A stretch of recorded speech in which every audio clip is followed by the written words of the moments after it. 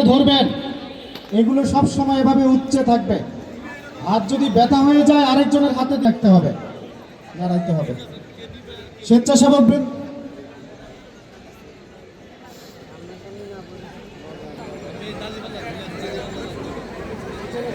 ইতিমধ্যে 37 নং ওয়ার্ডের জামাত ইসলামীর আমির যারা এখনো ছড়িয়ে ছিটিয়ে আছে,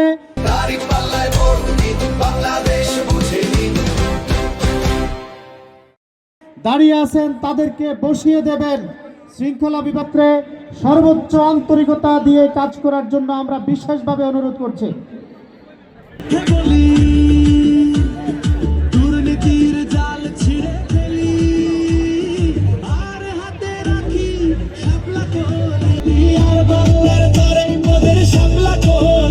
বিসমিল্লাহির রহমানির